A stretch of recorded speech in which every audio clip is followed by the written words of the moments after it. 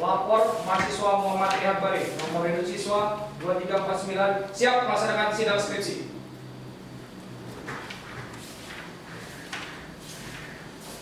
Sidang skripsi atas nama Muhammad Rihad Bari, NIM 2349 saya nyatakan dibuka. Pada hari ini, Selasa tanggal 27 Agustus 2024, saya selaku Ketua Tim didampingi oleh penguji 1 juga selaku pembimbing materi Mayor Jenderal TNI Dr. M. Ali Ridho, SH MHU.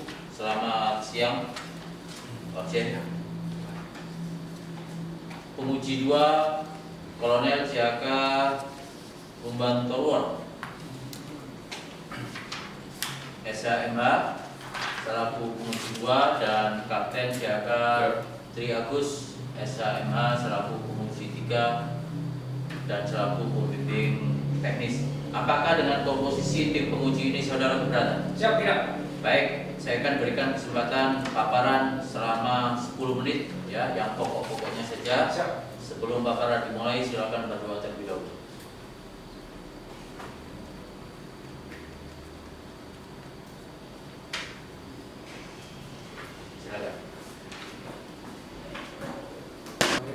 Assalamualaikum warahmatullahi wabarakatuh.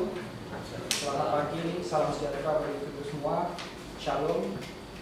Yang terhormat Dirjen TNI Dr. Rohmat SHCN MKN selaku Ketua Penguji.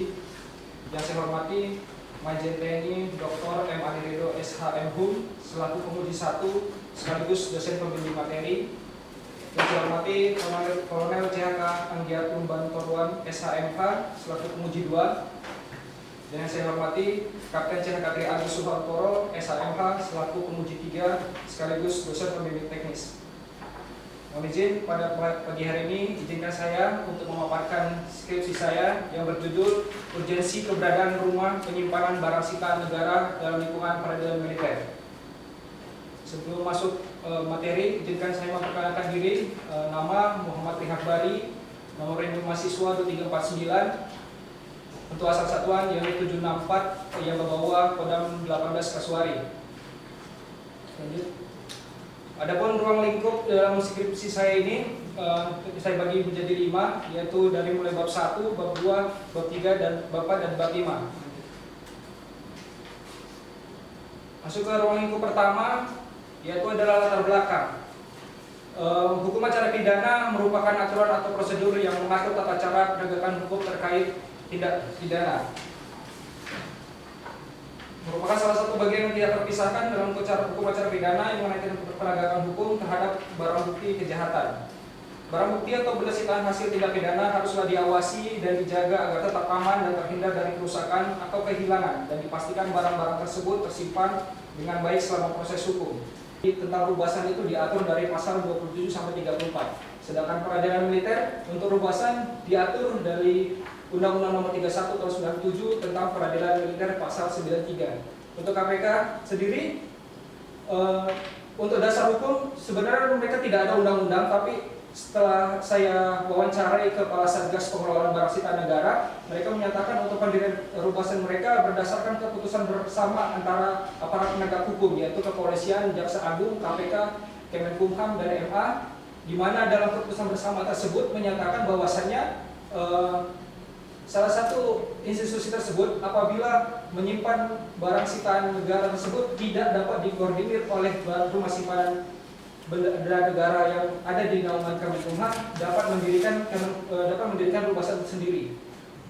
Jadi ini ada memang satu kontradiksi ini sebenarnya, karena penulis mahasiswa Tri sampaikan ini perlu dibuat kan gitu. Sementara di satu sisi mahasiswa mengatakan bahwa barang sitaan itu sudah aman walaupun namanya bukan rubasan. Jadi kalau saya menyimpulkan ya hanya nomenklatur aja sebenarnya, dibentuk satu lembaga baru untuk mengamankan itu, untuk mewujudkan amanat Undang-Undang Nomor 31.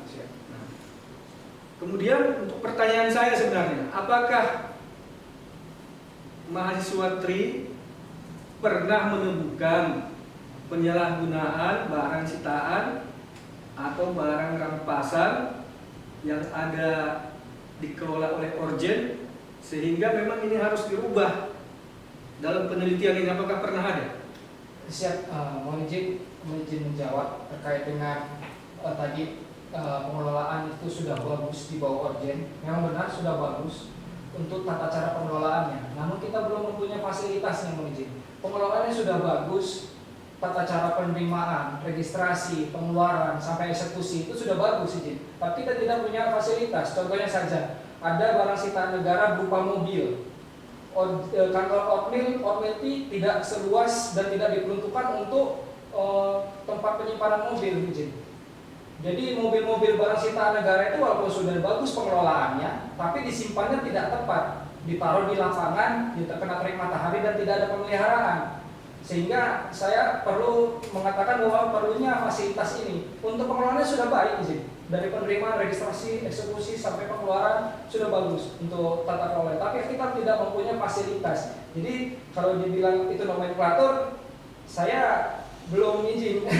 Karena menurut saya untuk fasilitas dan pengelolaan itu berbeda, mohon izin. Panglima TNI 246 Romawi 3 2016 itu mengatur tentang apa? Siap, tata cara pengelolaan barang bukti di lingkungan auditor ini. Barang bukti. Siap. Itu yang benar, tata Siap. cara pengelolaan barang bukti. Siap. Tapi yang mahasiswa yang tadi sampaikan tadi itu bukan barang bukti, tetapi Siap. rumah penyimpanan benda sitaan negara. Malah tadi dijelaskannya. Siap. Ini hanya barang bukti saja yang kita kelola. Artinya objek kelola itu hanya barang bukti. Siap. Artinya Keppan 246 itu hanya mengelola tentang barang bukti. Siap. Sementara yang dibahas ini adalah tentang rumah penyimpanan benda sitaan negara. Sama nggak barang bukti dengan ini rumah penyitaan sitaan barang negara tadi itu? Siap. Mohon izin menjawab terkait dengan apakah sama barang bukti dengan barang sitaan negara. Kalau menurut saya membaca ada di Keppan TNI nomor 1348 tahun 2022 tentang petunjuk teknis eksekusi barang bukti di lingkungan auditor. Di situ di daftar pengertian diartikan barang bukti adalah semua jenis barang yang dijadikan sebagai bukti kejahatan, yaitu barang-barang yang digunakan untuk melakukan kejahatan atau hasil dari suatu kejahatan. Untuk pengertian angka 3-nya di Keppan tersebut mengartikan benda sitaan adalah benda yang disita untuk kepentingan peradilan. Mungkin dari pengertian yang diberikan oleh Keppan tersebut, saya mengartikan bahwasannya benda-benda yang disita oleh negara untuk kepentingan peradilan ataupun nanti setelah BHT untuk dirampas negara, itu yang merupakan barang bukti. Hanya objek yang sama yang dapat objek yang sama itu barang disita ya barang bukti. Jadi pengelolaannya hanya waktunya saja yang berbeda. Barang bukti tersebut dikatakan barang sita negara pada saat barang bukti tersebut untuk kepentingan pembuktian di peradilan. Kemudian barang bukti tersebut bisa dikatakan sebagai barang rampasan negara apabila nanti sudah BHT atau adanya putusan pengadilan terkait barang tersebut untuk dirampas untuk negara. Jadi dalam pengertian tersebut saya mengartikan bahwasannya benda sitaan negara atau benda rampasan negara itu ya benda barang bukti juga disebutnya polisi. Terima kasih. Ya, karena belum praktek jadi Siap. ya begitu dianggap sama. Siap. Padahal beda. Siap. Semua barang bukti memang dipakai di pengadilan. Siap. Tapi pada saat pengadilan memutuskan barang bukti seperti sertifikat atau handphone, ini kan barang bukti kan? Barang bukti. Tapi kemudian barang bukti ini ternyata punyanya orang itu. Siap. Kan setelah itu putus pengadilan kan dikembalikan. Nah ini tidak dari sita negara kan begitu. Siap. Nah itu sita negara itu setelah putusan dari pengadilan. Makanya tidak semua barang bukti bisa dijadikan sebagai benda sita negara ya. Itulah makanya yang baru keluar itu adalah Keppan 5246 adalah tentang barang bukti hanya untuk nyimpan. Siap. Karena apa? disimpan di kantor auditora, disimpan di POM segala macam itu karena apa? Kita belum punya rubasan. Kalau tidak ada rubasan ya kita di situ mau menu-menuin itu. Auditorat itu atau kantor auditorat itu tidak punya tempat untuk nyimpan. Orang personil saja, kantor untuk personil saja boleh dibilang kekurangan, apalagi kemudian barang.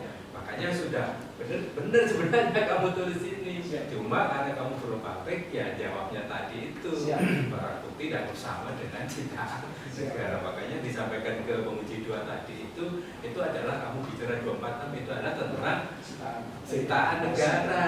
Makanya kenapa ditanyakan lah ngapain sudah ada kepang 246 kok dibuat seperti ini? Beda ya, ini beda jauh ini, beda jauh barang bukti. Ya karena tadi itu auditorat itu kantor auditorat semuanya atau di peradilan militer semualah diatur itu belum pernah ada yang namanya rumah citaan negara, belum pernah ada. Makanya ini jadinya gitu loh. Ada skripsi untuk ini adalah sebagai bahan dari sini itu sebagai kajian untuk bisa disampaikan ke komando atas karena begitu pentingnya gitu loh.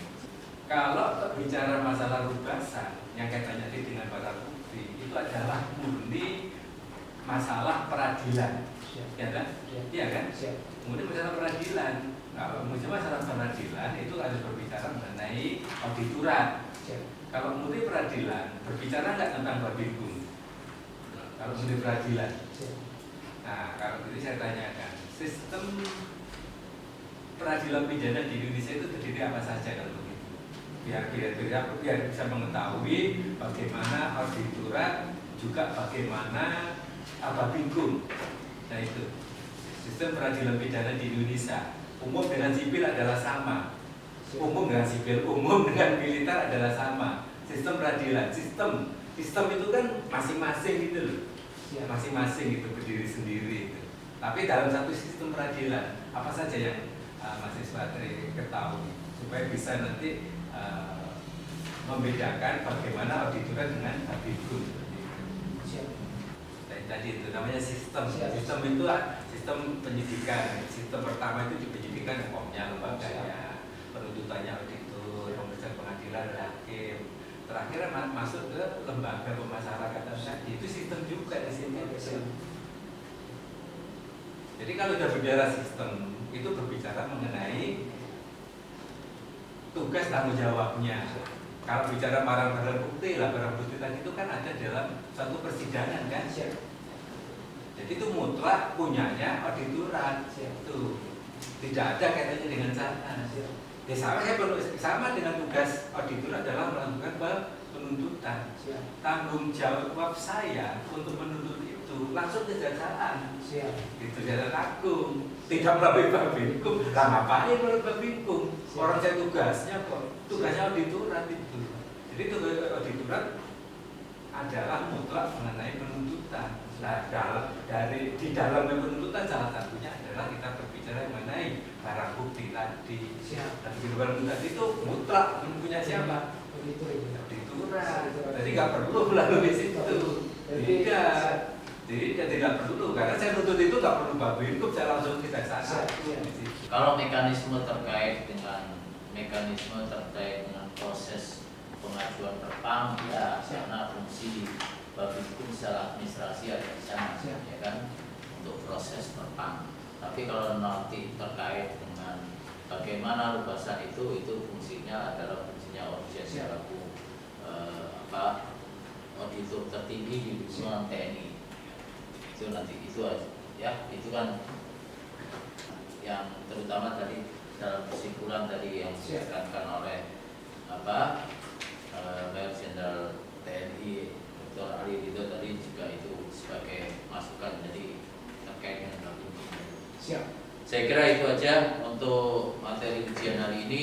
Materi Akbari dengan nilai 85,45 dengan hasil A. Siap. Ya, apakah dengan hasil itu saudara keberatan? Siap tidak? Baik, kalau tidak keberatan silakan tanda tangan. Silakan.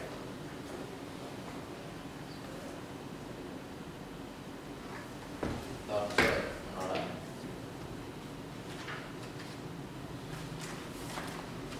Baik, ujian skripsi atas nama Muhammad Tri Akbari saya nyatakan ditutup. Sidang skripsi telah diserahkan. Laporan selesai. Kembali ke tempat. Balik Pak.